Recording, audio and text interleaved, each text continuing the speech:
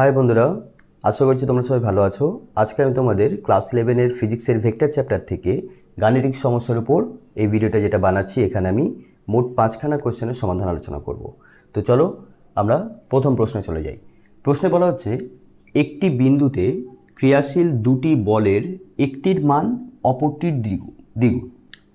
তাহলে বন্ধুরা একটা বিন্দুতে দুটো বল ক্রিয়াশীল হচ্ছে যার মধ্যে একটার মান অপরটার দ্বিগুণ বলে দিয়েছে।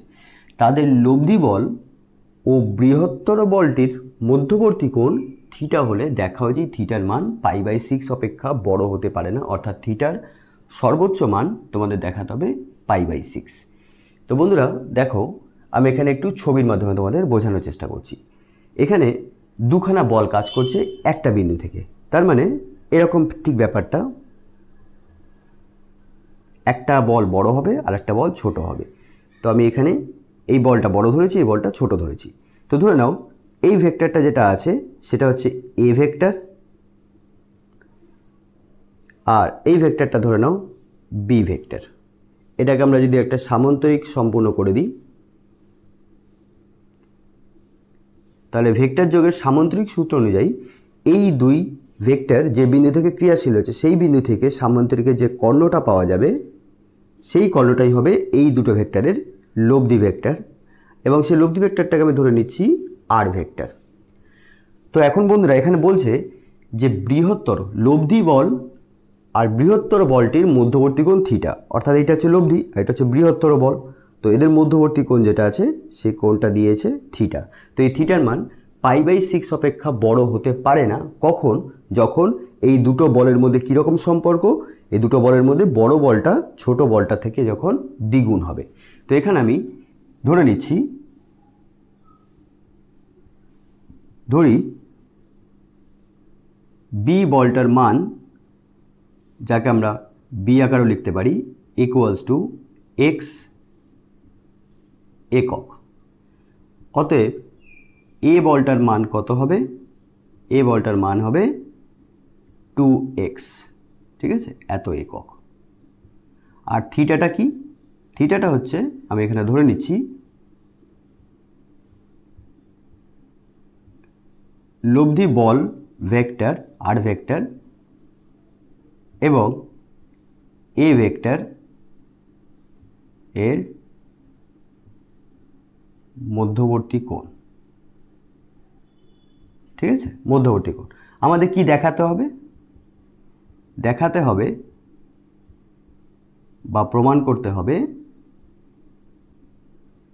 থিটার যে মানটা সেটা π/6 এর থেকে বড় হতে পারে না, অর্থাৎ থিটার সর্বোচ্চ মান π/6।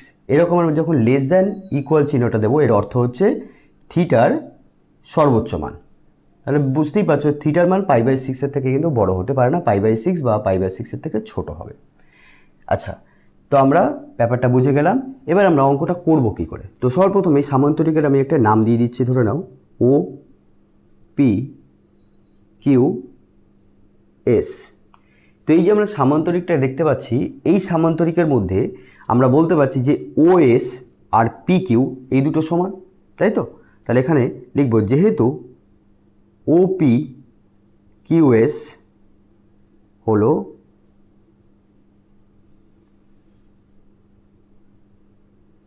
সামান্তরিক, অতএব আমরা কি লিখব? অতএব লিখব ও এস সমান সমান পি কিউ সমান সমান, দেখো এবার ও এস কি, এই ভেক্টরটার মান সমান সমান বি ইকুয়ালস টু, বি এর মান কত আমরা পেয়েছি? এক্স। আচ্ছা, এটা লিখে নিলাম। এরপর আমরা কি করব বন্ধুরা? এই যে আমরা ত্রিভুজটা দেখতে পাচ্ছি ও পি কিউ, এই ত্রিভুজটার মধ্যে আমরা সাইনের সূত্র প্রয়োগ করব, ঠিক আছে? তোমরা ত্রিকোণমিতিতে শিখবে এটা। তো সেটা কি কীরকম দেখো ব্যাপারটা কি, ত্রিভুজ ও পি কিউ এর থেকে পাই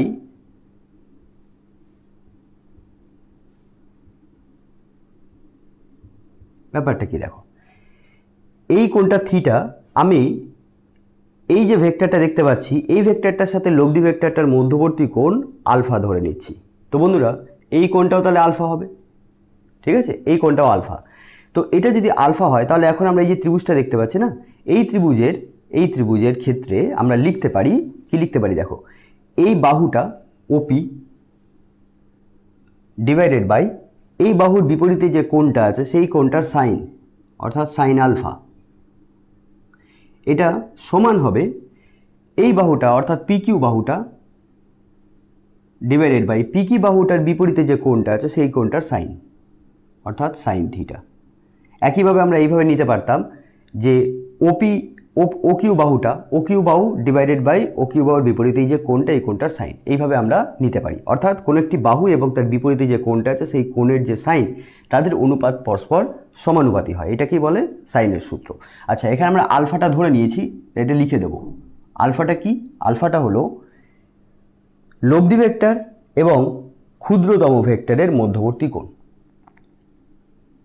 আর ভেক্টর ও কিউ ভেক্টরের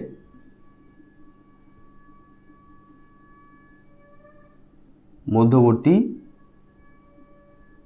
কোণ। আচ্ছা, এবার বন্ধুরা দেখো, আমরা এখানে যদি কোণাকুণি গুণ করি তাহলে কি পাচ্ছি, আর তার আগে মানটা আমরা বসিয়ে দিই ওপি। দেখো ওপির মানটা কি, এই যে 2x একক পেলাম এটা আসলে ওপি, তাই না? আর এই এক্সটা কি, এক্সটা আসলে কি ছিল, এক্সটা ছিল ওএস, আর ওএস আর পি কিউ দুটো সমান। আচ্ছা, তাহলে ওপির মানটা আমরা কি পেলাম, ওপির মানটা পেলাম 2x, তাহলে এখানে 2x বসিয়ে দিই divided by sine alpha equals to p q. দেখো পি কিউ, এবার পি কিউর মান কি আমরা পেলাম, পি কিউর মান পেলাম আমরা এক্স, তাহলে এখানে বসিয়ে দিই x equals to divided by sine theta. X আর এক্স এদিকে কেটে গেল, তাহলে আমরা পেলাম 2 এর সাথে সাইন থিটা গুণ হবে, আর এখানে 1 আছে, 1 এর সাথে সাইন আলফা গুণ হবে, তারপর আমরা পেয়ে যাচ্ছি sine theta equals to 1/2 sine alpha. খুব সহজ ছিল। এখন বন্ধুরা দেখো, এই যে সম্পর্কটা পেলাম, এই সম্পর্কে আমরা একটা জিনিস বলতে পারি যে সাইনের মান তো আমরা সবসময় জানি সাইনের মান 1 অপেক্ষা কখনো বড় হতেই পারে না। তো এই হিসাবে সাইন আলফার মান কত হবে, 1 অপেক্ষা বড় হতে পারে না, কারণ আমরা জানি সাইনের ক্ষেত্রে কি হয়, 0 ডিগ্রিতে সাইনের মান 0 হয়, 90 ডিগ্রিতে সাইনের মান 1 হয়, আবার 180 ডিগ্রিতে সাইনের মান 0 হয়। তো সুতরাং আমরা এখানে কি নিতে পারি যে এই সাইন আলফার মান কত বেশি হতে পারে, সাইন আলফার মান কত বেশি হতে পারে, কারণ আমরা এখানে সর্বোচ্চ মান বার করতে চাইছি, সাইন থিটার সর্বোচ্চ মান। তাহলে দেখো হাফের সাথে যে সংখ্যাটা, যা সংখ্যাই গুণ করব না কেন সেটা তোমাকে সাইন থিটার মান দেবে। এখন হাফ তো আমরা জানি হাফই হয়, কিন্তু সাইন আলফার মান যত বেশি হবে সাইন থিটার মান তত বেশি হবে। সুতরাং সাইন আলফার সবথেকে বেশি মান আমরা কত নিতে পারি, আমরা জানি আলফার মান যাই হোক না কেন সাইন আলফার মান সবসময় 1 অপেক্ষা বেশি হতে পারে না, অর্থাৎ সাইন আলফার সর্বোচ্চ মান 1, এটা আমরা জানি। তো আমরা সর্বোচ্চ মান নিলে তবেই আমরা সাইন থিটার সর্বোচ্চ মান পাবো। তো সুতরাং আমি হিসাবে বলবো যে সাইন আলফার সর্বোচ্চ মান কত হয়, সর্বোচ্চ মান 1 হয়। তাহলে এখন আমরা যদি বসিয়ে দিই এখানে, অতএব সাইন থিটার যখন এই সর্বোচ্চ মানটা আমরা এখানে বসিয়ে দেবো, তাহলে সাইন থিটার যে মানটা পাবো সেটাও সর্বোচ্চ পাবো। অতএব সাইন থিটার মান সর্বোচ্চ হবে 1/2 × 1, অর্থাৎ সাইন থিটার সর্বোচ্চ মান আমরা পাবো 1/2। এবার বন্ধুরা আমরা সবাই জানি হাফ সাইনের কত ডিগ্রি ভ্যালু, 30 ডিগ্রি ভ্যালু হয়। তাহলে এখানে আমরা লিখব সাইন থিটা, এটা হচ্ছে সর্বোচ্চ হবে সাইন 30 ডিগ্রি, সর্বোচ্চ মান সাইন 30। সুতরাং এদিকে সাইন তোমরা ধরতে পারো, এটাকে সাইন 30 জায়গায় তোমরা সাইন। আচ্ছা, নেক্সট স্টেপে আমরা কি লিখব, নেক্সট স্টেপে লিখব থিটার মান 30 ডিগ্রি। এবার 30 ডিগ্রির অর্থ কি আমরা সবাই জানি, 30 ডিগ্রির অর্থ হচ্ছে রেডিয়ানে আমরা সেটাকে লিখি π/6। সুতরাং আমরা এখান থেকে পেয়ে গেলাম যে এই লব্ধির সাথে বৃহত্তর ভেক্টরের মধ্যবর্তী কোণ যে থিটা, সেই থিটার মান π/6 অপেক্ষা বড় হতেই পারে না, অর্থাৎ π/6 হতে পারে, 30 ডিগ্রি হতে পারে, বা 30 ডিগ্রির থেকে কম হবে। তো দেখো কত সহজ প্রশ্ন ছিল, শুধুমাত্র এখানে আমাদের একটু উপস্থিত বুদ্ধি রাখতে হবে যে এই মানটা কিভাবে সর্বোচ্চ পাওয়া যাবে। অবশ্যই এটার সাথে গুণ করে সর্বোচ্চ পাওয়া যাবে। এবার এই মানটা যত বেশি হবে ততই মানটা সর্বোচ্চ হবে, এই কারণেই সাইন আলফার মান আমরা সর্বোচ্চ মান 1 নিয়েছি। তো এই জায়গাটাতেই কিন্তু যুক্তিটা আছে। তো এটা তোমরা ভালো করে বোঝার চেষ্টা করো, যদি না বুঝতে পারো ভিডিওটা দুবার করে দেখো, তারপরেও যদি না বুঝতে পারো অবশ্যই তোমরা কমেন্ট বক্সে কমেন্ট করে আমাকে জানাতে পারো, ঠিক আছে? ভিডিওটি যদি ভালো লাগে অবশ্যই লাইক করো, বন্ধুদের সাথে ভিডিওটা শেয়ারও করো। তো চলো এখন আমরা 2 নম্বর প্রশ্নের সমাধানে চলে যাই। বন্ধুরা 2 নম্বর প্রশ্ন, দেখো প্রশ্নটা খুবই ভালো একটি প্রশ্ন। দেখো কি বলছে প্রশ্নতে, যে পি এবং কিউ বলের মধ্যে কোণ আলফা হলে তাদের লব্ধির মান 5 square root p square plus Q square. এবার বল দুটির মধ্যে কোণ যখন 90 ডিগ্রি মাইনাস আলফা হয় তখন লব্ধির মান 3 into root p square plus Q square. তাহলে আমাদের প্রমাণ করতে হবে ট্যান আলফার মান 1/3। দেখো খুব সহজ একটি অঙ্ক। তো আমি এখানে দেখতে পাচ্ছি যে পি আর কিউ। তো দেখো প্রথম ক্ষেত্রে কি বলছে,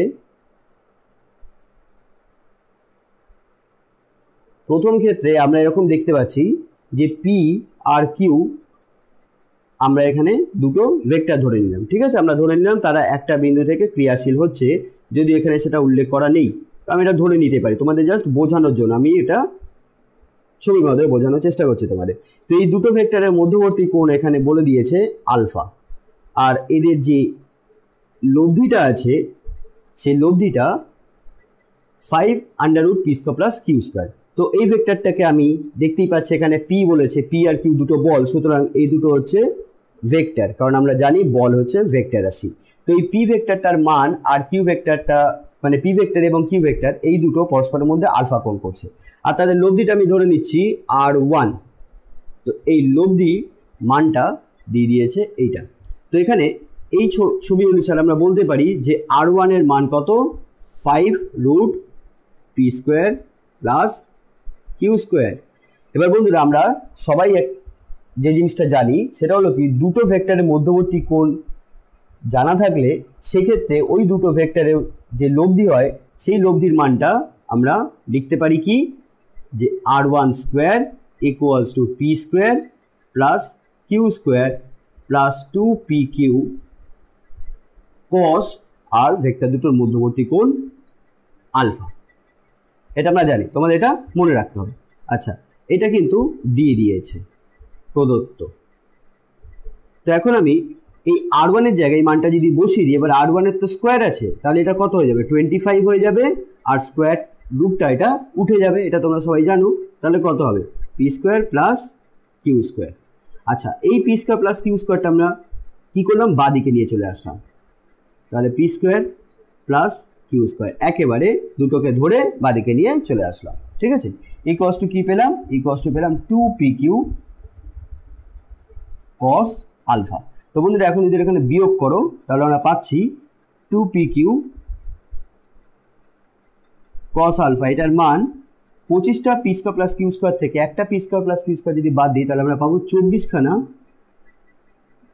P square plus Q square. আচ্ছা, এটা 1 নম্বর সমীকরণ দিয়ে দাও।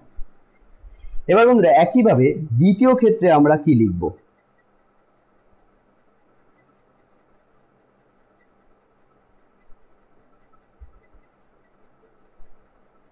দ্বিতীয় ক্ষেত্রে বলছে যে বল দুটোর মধ্যে কোণ 90 ডিগ্রি মাইনাস আলফা। তাহলে ছবিটা আমি একটু পাল্টাবো,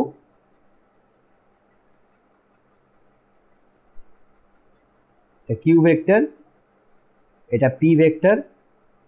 এখন এই দুটো ভেক্টরের মধ্যে যে কোণটা আছে সেটা হয়ে গেল 90 ডিগ্রি মাইনাস আলফা।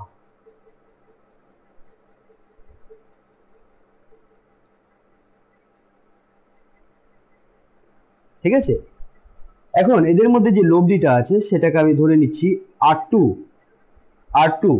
ঠিক আছে, তো এই হিসাবে আমরা এখানে R2 মান যেটা এখানে দিয়ে দিয়েছে সেটা কি 3 square root p square plus Q square. তো এখন আমরা লিখতে পারি যে R2 square equals to p square plus Q square plus 2pq cos কোনটা কত, 90 ডিগ্রি মাইনাস আলফা। ঠিক আছে, এটা দিয়ে দিয়েছে। তো এখন বন্ধুরা আমরা R2 মানটা যদি বসিয়ে দিই এবং তার যেহেতু স্কোয়ার আছে তাহলে এখানে হয়ে যাবে 9 ব্র্যাকেটে P square plus Q square, আর এই পি স্কোয়ার প্লাস কিউ স্কোয়ারটাকে আমরা বাদিকে নিয়ে চলে আসলাম, তাহলে আমরা পেলাম P square plus Q square, এটা ব্র্যাকেটে রাখবো, ইকুয়ালস টু 2pq। এবার বন্ধুরা এটা তোমরা সবাই জানো cos 90 ডিগ্রি মাইনাস আলফা কি হয়, সাইন আলফা হয়। তো এই হিসাবে আমরা এখানে লিখবো সাইন আলফা। তো বন্ধুরা এখন আমরা এখান থেকে কি পাচ্ছি, কি দেখো খুব সহজ ব্যাপার। এখান থেকে আমরা পাচ্ছি 9টা P square plus Q square থেকে যদি একটা পি স্কোয়ার কিউ স্কোয়ার বাদ দিই তাহলে আমরা পাবো 8খানা পি স্কোয়ার কিউ স্কোয়ার, আর এখানে 2p কিউ সাইন আলফা। তার মানে 2p কিউ সাইন আলফার যেটা পাচ্ছি মান সেটা হলো 8p square plus Q square. এটাকে বন্ধুরা আমরা 2 নম্বর সমীকরণ দিয়ে দিই। অত্যন্ত সহজ একটি অঙ্ক। এখন বন্ধুরা আমরা কি করব, এই 2 নম্বর সমীকরণকে 1 নম্বর সমীকরণ দিয়ে ভাগ করব। তাহলে লিখব 2 ভাগ 1 করে পাই। তাহলে দেখো 2 নম্বর সমীকরণে আছে 2p কিউ সাইন আলফা, আর 1 নম্বর সমীকরণে আছে 2p কিউ কস আলফা। আশা করছি তোমরা বুঝতেই পারছো আমি কোন পথে যাচ্ছি। মোটামুটি আমরা ট্যান আলফা পেয়ে যাচ্ছি। তো 2p কিউ সাইন আলফার মানটা এখানে বসিয়ে দিই, 8p square plus Q square. আর 1 নম্বর সমীকরণ আমরা দেখতে পাচ্ছি এখানে কত আছে, 24p square plus Q square. তো বন্ধুরা এখানে 2p কিউ কেটে গেল, আর এখানে p square plus Q square কেটে গেল, আর 8 আর 24 কেটে গেল। তাহলে বন্ধুরা এখান থেকে আমরা পাবো ট্যান আলফা, কারণ সাইন আলফাকে কস আলফা দিয়ে ভাগ করলে আমরা কি পাই, ট্যান আলফা পাই। তো 8/24 মানে কত হয়, 1/3। সুতরাং এটা প্রমাণিত হয়ে গেল। দেখো কত সহজ একটি অঙ্ক, তাই না? অত্যন্ত সহজ অঙ্ক। তোমরা 2-3বার করে প্র্যাকটিস করবে, দেখবে খুব সহজ লাগবে অঙ্কটা। অত্যন্ত সহজ একটি অঙ্ক। তো এবার আমরা 3 নম্বর প্রশ্ন সমাধানে চলে যাই। তো বন্ধুরা 3 নম্বর প্রশ্ন, দেখো প্রশ্নটা খুব ভালো একটি প্রশ্ন। প্রশ্ন কি বলছে যে যদি এ ভেক্টর ক্রস বি ভেক্টরের মান যদি এটা সমান সমান হয় √3 into a vector dot B vector, তাহলে আমাদের দেখাতে হবে এ ভেক্টর আর বি ভেক্টরের সমষ্টির মান A square plus B square plus A B, এটার পাওয়ার হাফ, অর্থাৎ হাফের অর্থ হচ্ছে রুট। অর্থাৎ আমাদের দেখাতে হবে এ ভেক্টর প্লাস বি ভেক্টরের যে সমষ্টি তার মান, যে ভেক্টরটা পাচ্ছি এই ভেক্টরটার মান root A square plus B square plus A B. দেখো কীভাবে করব, আমাদের যে সম্পর্কটা দিয়েছে এই সম্পর্কটা দিয়ে আমরা শুরু করি। দেখো বন্ধুরা ক্রস গুণের যে সূত্র, সেই সূত্র অনুসারে আমরা এখানে লিখতে পারি যে এ ক্রস বি ভেক্টরের মানকে আমরা লিখতে পারি এ বি সাইন থিটা, যেখানে থিটাটা হচ্ছে এ এবং বি ভেক্টরের মধ্যবর্তী কোণ, ইকুয়ালস টু √3। আর ডট গুণের সূত্র অনুসারে আমরা লিখতে পারি এ বি কস থিটা। ঠিক আছে, তো এখানে আমরা লিখে দেবো থিটাটা কি, এ ভেক্টর ও বি ভেক্টরের মধ্যবর্তী কোণ। তো বন্ধুরা এখানে দেখো A B R A B কেটে গেল, তাহলে আমরা কি পেলাম, আমরা পেলাম সাইন থিটার মান √3 কস থিটা। তো এখন আমরা যদি কস থিটা এদিকে নিয়ে চলে আসি তাহলে আমরা পাবো ট্যান থিটা। তো সুতরাং আমরা পেয়ে গেলাম ট্যান থিটা ইকুয়ালস টু √3, তাই তো? Sine theta by cos theta equals to √3, অর্থাৎ ট্যান থিটার মান √3। এবার √3 মান আমরা সবাই জানি √3 ট্যানের 60 ডিগ্রির মান হয়, তাই না? 60 ডিগ্রি মান হয়। সুতরাং এই হিসাবে আমরা থিটার মানটা সবার প্রথমে বার করে নিলাম 60 ডিগ্রি। এই থিটার কাজ আছে, ঠিক আছে? দেখো এবার আমাদের কি দেখাতে হচ্ছে এ ভেক্টর আর বি ভেক্টরের যোগফলের মান। তো বন্ধুরা একটা সূত্র তোমাদের জেনে রাখবে তোমরা, যে কোনো একটা ভেক্টরের মানের যদি আমরা বর্গ করি তাহলে তার অর্থ হয় সেই ভেক্টরটারকে আমরা এইভাবেও লিখতে পারি, তাই না? মানের বর্গ মানে আমরা এইভাবে লিখতে পারি। এবং এইটা আমরা কি করে পাই, এ ভেক্টরের সাথে এ ভেক্টর ডট করে। এই সূত্রটা আমাদের কাজে লাগবে। অর্থাৎ দুটো ভেক্টরে যখন আমরা ডট গুণ করব তখন সেখানে আমরা তো জানি দুটো ভেক্টরের ডট গুণ সবসময় একটা স্কেলার দেয়। সুতরাং এই ডট গুণ একটা স্কেলার দেবে এবং সেই স্কেলার বা মানটা কি হবে, এই ভেক্টরটার মানের বর্গের সমান হবে। এই সূত্রটা তো আমরা সবসময় মনে রাখবে, ঠিক আছে? এটা হচ্ছে সূত্র, আমি উপরে লিখে দিলাম, এটা মনে রাখবে। আচ্ছা, এবার এই জিনিসটা আমরা এখানে কাজে লাগাবো। দেখো আমরা যদি এ ভেক্টর প্লাস বি ভেক্টর, এই ভেক্টরটার মানের যদি আমরা বর্গ বার করি তাহলে সেখানে আমরা কি লিখতে পারি, a vector plus B vector dot a vector plus B vector, তাই না? এই সূত্র অনুসারে আমরা লিখতেই পারি। তো এই হিসাবে এবার আমরা গুণ করব এখানে। আচ্ছা, ডট গুণ আমরা করব, তাহলে এ ভেক্টরের সাথে এ ভেক্টর গুণ করব, মানে এই পুরো ভেক্টরটাকে গুণ করব, ডট গুণ প্লাস বি ভেক্টরের সাথে ডট গুণ করব, a vector plus B vector. তো বন্ধুরা এখন আমরা গুণটা করি। দেখো, a vector dot a vector plus A vector dot B vector plus B vector dot a vector plus B vector dot B vector. এখন বন্ধুরা ভেক্টরের গুণ সবসময় বিনিময় নিয়ম মেনে চলে, অর্থাৎ এ ডট বি কে আমরা বি ডট এ লিখতে পারি, আবার বি ডট এ কেও এ ডট বি লিখতে পারি। তো এই হিসাবে আমি এই বি ডট এ কে লিখব এ ডট বি, ঠিক আছে? তাহলে আমরা কি পাবো? এ ডট এ ভেক্টর, দেখো আমরা এই সূত্র অনুসারে লিখতেই পারি এ স্কোয়ার, আর এখানে A vector dot B vector plus A vector dot B vector, আর এখানে আমরা লিখব বি স্কোয়ার। তাহলে বন্ধুরা এখানে আমরা কারণটা উল্লেখ করে দেবো, যেহেতু b vector dot a vector equals to a vector dot B vector. তাহলে বন্ধুরা এখন আমরা কি পেলাম? দেখো,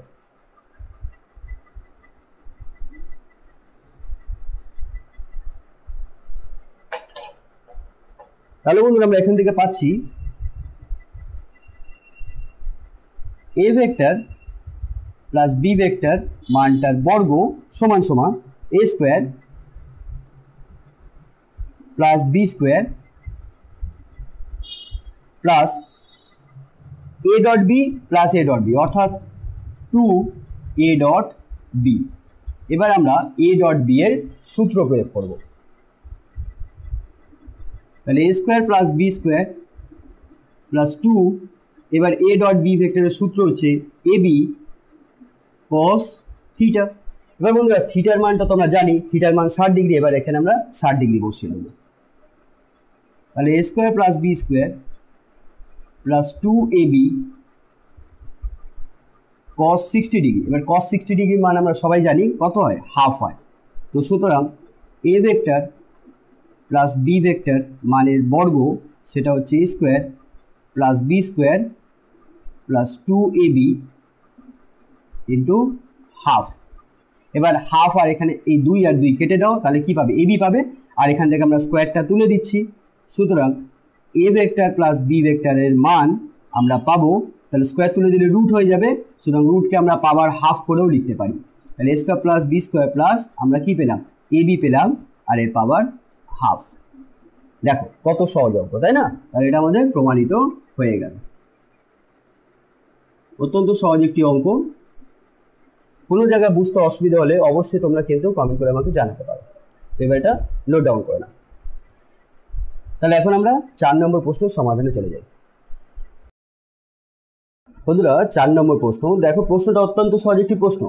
বলছে কি, যদি এ vector plus B vector equals to C vector হয় এবং A square plus B square equals to C square হয়, তাহলে এ ভেক্টর ও বি ভেক্টরের মধ্যবর্তী কোণ কত সেটা আমাদের নির্ণয় করতে হবে। তো বন্ধুরা এই যে সম্পর্কটা দিয়েছে, এই সম্পর্ক থেকে আমরা খুব সহজেই বুঝতে পারছি যে সি ভেক্টরটা হচ্ছে এ ভেক্টর এবং বি ভেক্টরের লব্ধি ভেক্টর, কারণ এই দুটো ভেক্টরের যোগফল এখানে সি ভেক্টর দেখা যাচ্ছে, তাই তো?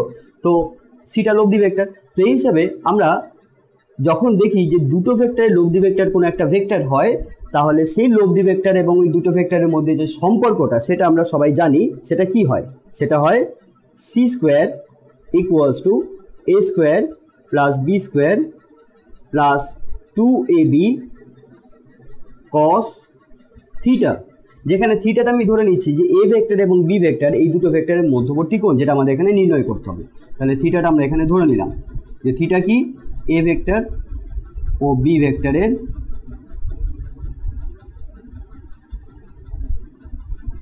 মধ্যবর্তী কোণ।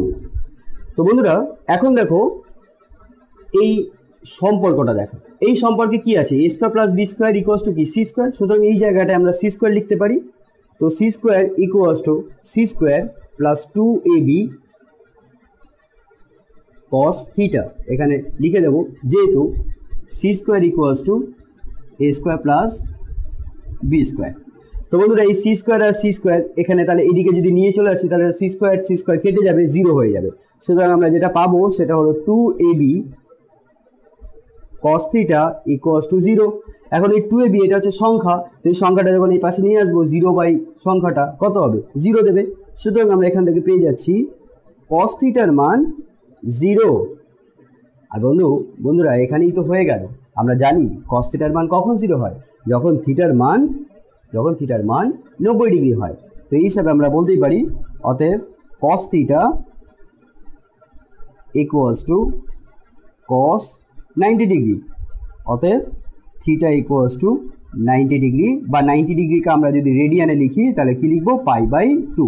তো সুতরাং এ ভেক্টর এবং বি ভেক্টরের মধ্যবর্তী কোণ 90 ডিগ্রি বা π/2 হলেই তখন আমরা এই সম্পর্কটা খুঁজে পাই, a square plus B square equals to C square. এটাও তোমাদের কিন্তু মনে রাখতে হবে, যখন দুটো ভেক্টর পরস্পর 90 ডিগ্রি কোণে ক্রিয়াশীল হবে, এ ভেক্টর আর বি ভেক্টর 90 ডিগ্রি কোণে ক্রিয়াশীল হবে, তখন এদের যে লব্ধি ভেক্টরটা হয়, ধরে নাও এখানে এই প্রশ্নের ক্ষেত্রে সি, তাহলে এই যে লব্ধি ভেক্টরটা হয় সেই লব্ধি ভেক্টরের মানের বর্গ এই দুটো ভেক্টরের মানের বর্গের সমান হয়। কখন, যখন ভেক্টর দুটোর মধ্যবর্তী কোণ 90 ডিগ্রি হয়। ঠিক আছে, এটা তোমাদের মনে রাখা উচিত।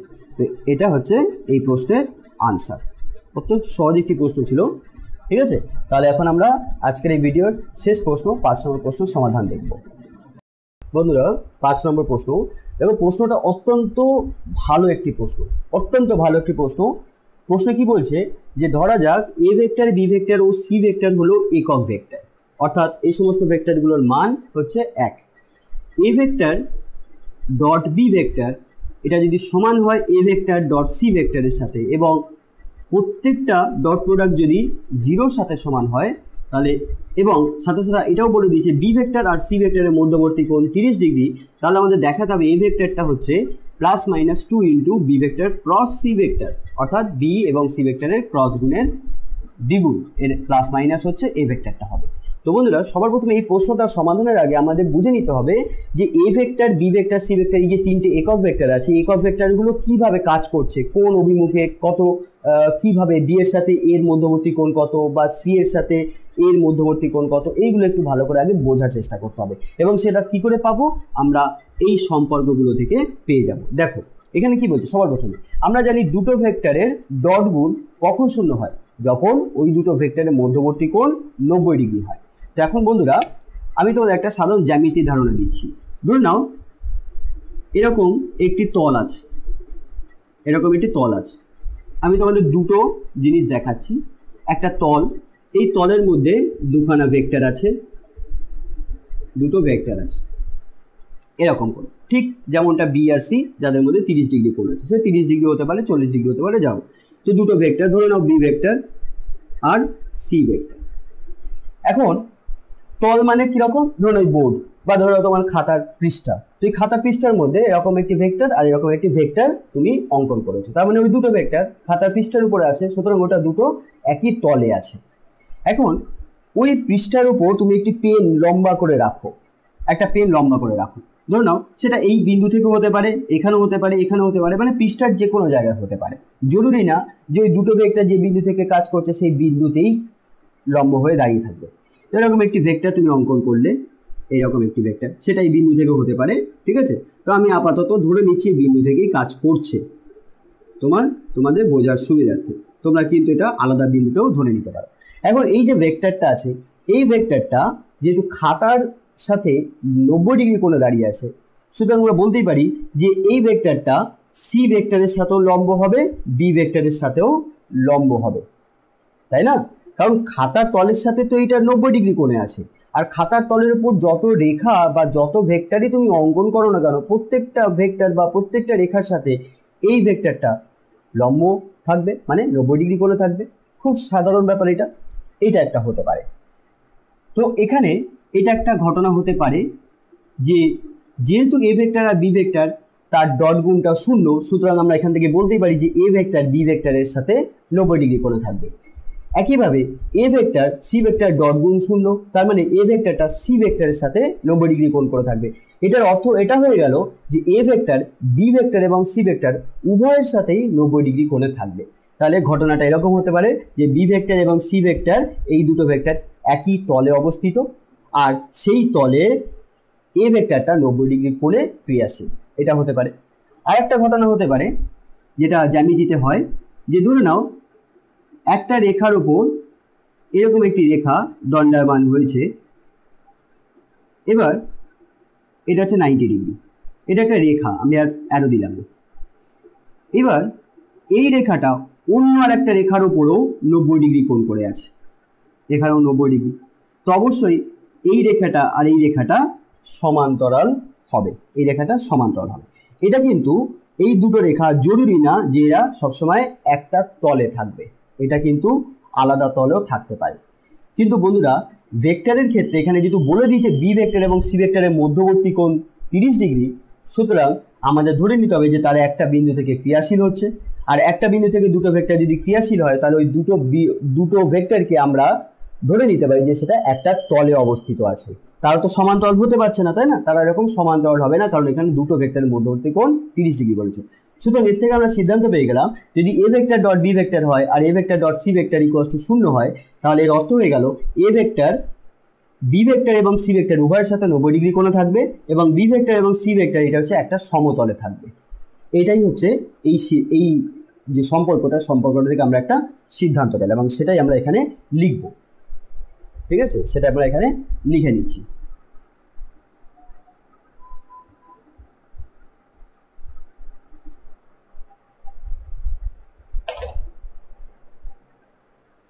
লিখব যেহেতু a vector dot B vector equals to 0, অতএব এ ভেক্টর বি ভেক্টর পরস্পর লম্ব হবে। আবার a vector dot C vector equals to 0, তাহলে এর অর্থ হচ্ছে এ ভেক্টর সি ভেক্টরের উপর লম্ব হবে। ঠিক আছে, তাহলে এখন বলতে আমরা কি লিখব, যেহেতু বি ভেক্টর এবং সি ভেক্টরের মধ্যে কোণটা 30 ডিগ্রি, লিখব যেহেতু বি ভেক্টর ও সি ভেক্টর এর মধ্যবর্তী কোণ 30 ডিগ্রি এবং তারা উভয়ই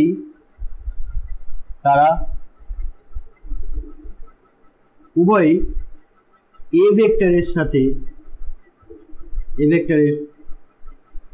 সাথে সমকোণে ক্রিয়াশীল,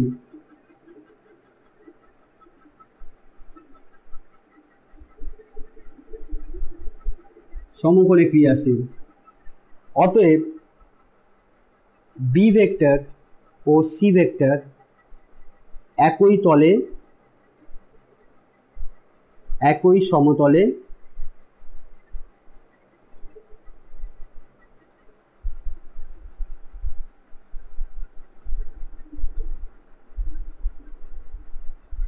ক্রিয়াশীল হবে। এখন বন্ধুরা এইবার আমাদের আরো একটা বিষয় জানতে হবে। দেখো, যখন দুটো ভেক্টরকে আমরা ক্রস গুণ করি তখন সেখানে আমরা সবসময় একটা ভেক্টর পাই, এবং ওই ভেক্টরটা সবসময় ওই দুটো ভেক্টরের সাথে 90 ডিগ্রি কোণে ক্রিয়াশীল হবে। সেটা এমন হতে পারে যে দুটো ভেক্টর আমরা ক্রস গুণ করছি, সেই দুটো ভেক্টর যে তলে আছে সেই তলের সাথে ওই দুটো ভেক্টর ক্রস গুণের যে ভেক্টরটা পাবো সেই ভেক্টরটা ওই তলের সাথে 90 ডিগ্রি কোণে বাইরে বেরিয়ে আসতে পারে অথবা নিচের দিকেও যেতে পারে। এবং তার জন্য আমরা সবসময় স্ক্রু নিয়ম অনুসরণ করি। স্ক্রু নিয়ম আমরা জানি, স্ক্রুকে যখন আমরা ঘড়ির কাঁটার বিপরীত দিকে ঘোরাবো তখন স্ক্রুটা উপরের দিকে উঠবে। তার মানে এই খাতার তলে ধরুন আমি এই বোর্ডের তলে আমি ধরুন একটা ছিদ্র করলাম, এই ছিদ্রের মধ্যে আমি একটা স্ক্রু ঢোকাবো, তাহলে ঢোকাতে গেলে আমাকে ঘড়ি কাঁটার দিকে ঘোরাতে হবে, তাহলে সেটা ভিতরের দিকে ঢুকছে। তার মানে দুটো ভেক্টর যদি এই তলে ক্রিয়াশীল হয় এবং সেক্ষেত্রে ধরে নাও এই রকম, এটা ধরে নাও বি ভেক্টর, এটা ধরে নাও সি ভেক্টর। তাহলে যখন আমরা সি থেকে বি এর দিকে ক্রস গুণ করব, অর্থাৎ সি ক্রস বি যখন আমরা করব, তখন সেটা ভিতরের দিকে, দেখো সি থেকে বি অর্থাৎ ঘড়ি কাটার দিকে ঘোরাচ্ছে, তাহলে স্ক্রুটাকে যদি ঘড়ি কাটার দিকে ঘোরাই তাহলে এটা বোর্ডের ভিতরের দিকে চলে যাবে, অর্থাৎ তলায় ওই পাশে পেছনে চলে যাবে। তো সেটা পেছনটাকে বোঝানোর জন্য আমি এখানে দেখাচ্ছি নিচে চলে যাবে। আসলে এটা নিচে মানে বোঝাতে হবে, বুঝতে হবে পেছনে, তলের সাথে 90 ডিগ্রি কোণ করে যাচ্ছে। এই যে ভেক্টরটা আমরা পাচ্ছি, এই যে ভেক্টরটা, এই ভেক্টরটা হচ্ছে B vector cross C vector, আর এই ভেক্টরটা আসলে এই সি ভেক্টরের সাথেও 90 ডিগ্রি কোণ থাকবে এবং বি ভেক্টরটার সাথেও 90 ডিগ্রি কোণ থাকবে। এর অর্থ হলো বি ভেক্টর এবং সি ভেক্টর যে তলে থাকছে সেই তলের সাথে 90 ডিগ্রি কোণ করে থাকবে। আর বন্ধুরা যদি এমনটা হয়, বি ভেক্টর এখানে আছে, সি ভেক্টর এখানে আছে, এবার আমরা ঘড়ির কাঁটার বিপরীত দিকে আমরা গুণটা করছি, অর্থাৎ বি ক্রস সি করছি। তাহলে বন্ধুরা ঘড়ি কাঁটার দিকে ভাবো, ঘড়ি কাঁটার দিকে যদি আমরা এটাকে স্ক্রুটাকে যদি ঘোরাই ঘড়ি কাঁটার দিকে, তাহলে স্ক্রুটা বাইরে বেরিয়ে আসবে, অর্থাৎ বাইরে বেরিয়ে আসবে, উপরের দিকে উঠবে। তার মানে এই তল থেকে ওটা বাইরে বেরিয়ে আসবে, অর্থাৎ সেটাকে দেখানোর উপায় হচ্ছে উপরের দিকে ক্রিয়াশীল হবে। তাহলে এটা কি vector? B vector cross C vector, B vector cross C vector. তো এখন বন্ধুরা এই প্রশ্নে আমাদের কি বলছে? আমাদের বলছে, আমরা যেটা বুঝে গেলাম যে বি ভেক্টর সি ভেক্টর একটা তলে আছে।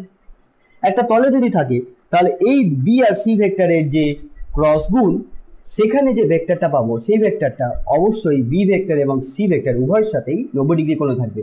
এবং যেহেতু এ ভেক্টরটা হচ্ছে বি ভেক্টর সি ভেক্টর তিনটে ভেক্টরই হচ্ছে একক ভেক্টর, সুতরাং আমরা b vector cross C vector করলে, এটাকে একটু বড় করে রাখি তাহলে বুঝতে সুবিধা হবে।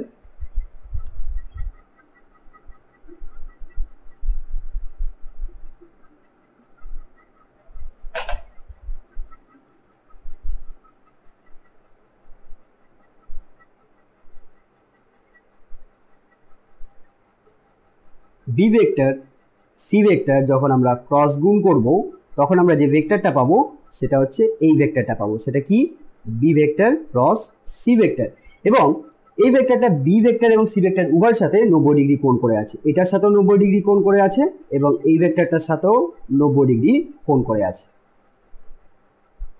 তো এখন বন্ধুরা এই বি ভেক্টর এবং সি ভেক্টর এর অভিমুখে আমরা যে একক ভেক্টরটা পাবো সেটা কি পাবো? এ ভেক্টরটা পাবো, কারণ বলে দিয়েছে a vector B vector c vector তিনটে একক vector.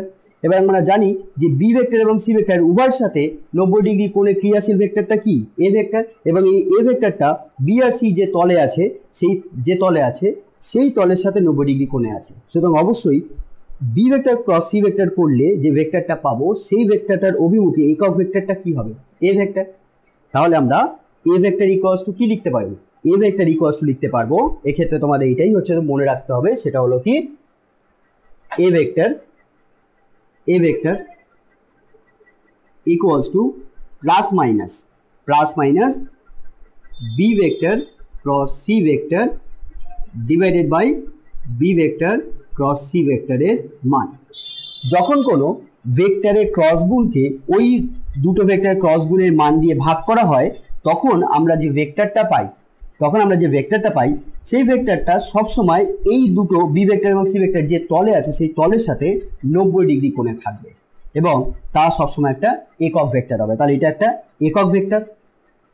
B vector cross c ভেক্টরকে যখন তার মান দিয়ে ভাগ করা হবে, তখন বি ক্রস সি ভেক্টর এই ভেক্টরটার অভিমুখে একটা একক ভেক্টর পাওয়া যাবে। কারণ একক ভেক্টরের সূত্র কি?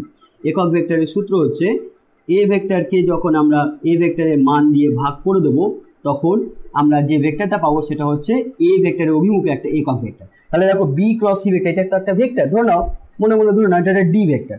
তাই ডি ভেক্টর আর ডি ভেক্টরের মানকে দিয়ে যখন আমরা ভাগ করবো, তখন ডি ভেক্টরের অভিমুখে একটা একক ভেক্টর পাবো। তো আমরা সেই একক ভেক্টরটা কি পাবো? এখন কথা হচ্ছে বি ভেক্টর সি ভেক্টর এর অভিমুখে যে একক ভেক্টরটা আছে, সেই একক ভেক্টরটা হচ্ছে এই দুটো ভেক্টরের সাথে 90 ডিগ্রি কোণে থাকবে, আর সেটা অবশ্যই তাহলে এ ভেক্টর হবে। তাহলে একক ভেক্টরটা আমরা এ ভেক্টর লিখতে পারি, তাই না? তাহলে এখানে আমরা কেন লিখবো? কারণ এখানে যুক্তি দিয়ে দেবো, যেহেতু এ ভেক্টর হলো